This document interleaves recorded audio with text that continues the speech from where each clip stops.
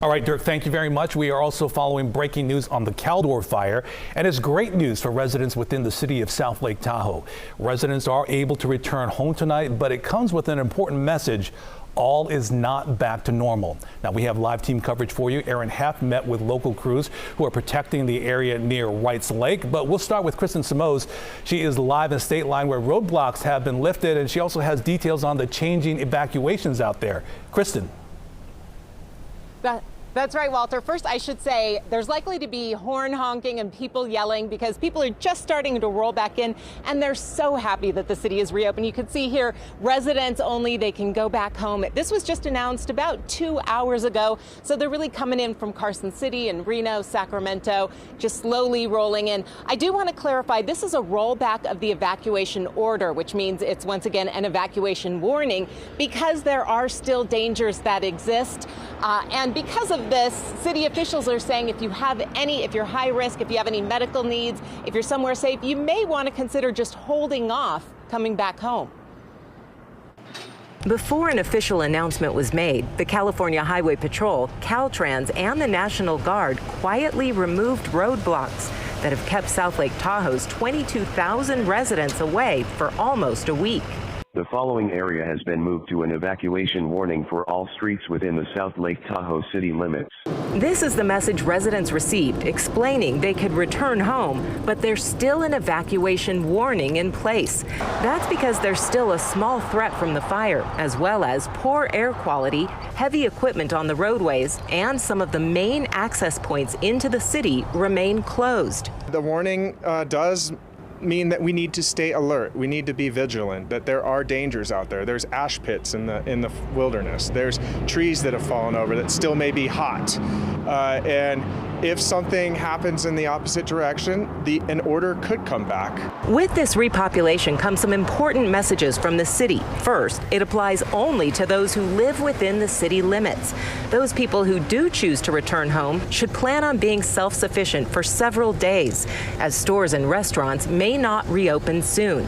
Also not open, Barton Hospital, as they're required to undergo recertification before they can accept patients. So if you have medical issues, you may be better off staying where you are. For those who are returning, make sure to keep an eye out at your home and on the roadways for bears and other wildlife. They've been very active during the evacuation.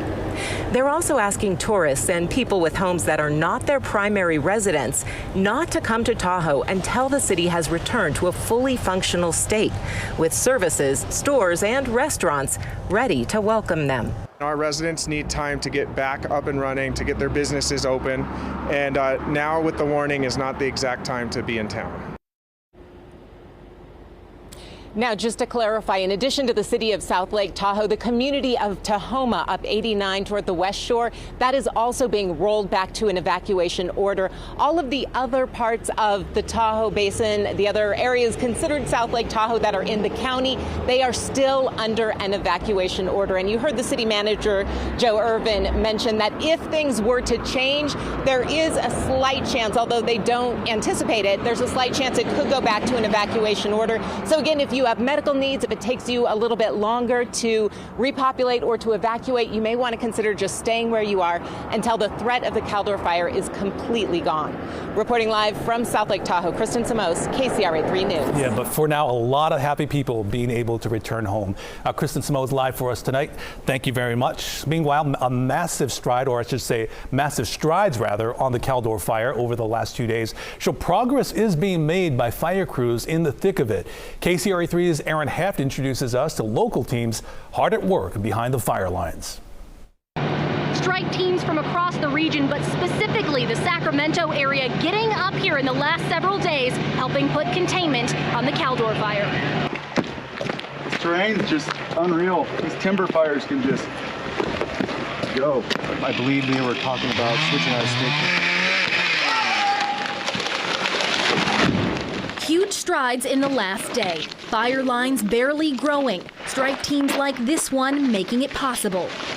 Drop a pin on this and then gaining another 6% on containment in just the last 24 hours. Teams from across the greater Sacramento area creating what they call rainbow strike teams. It's been a phenomenal effort, both locally, regionally, and statewide, to provide the highest level of fire protection to this incident. Sacramento Metro's Parker Wilburn working with CAL FIRE's incident team, watching the lines. The last 2 days, there's been so much progress made.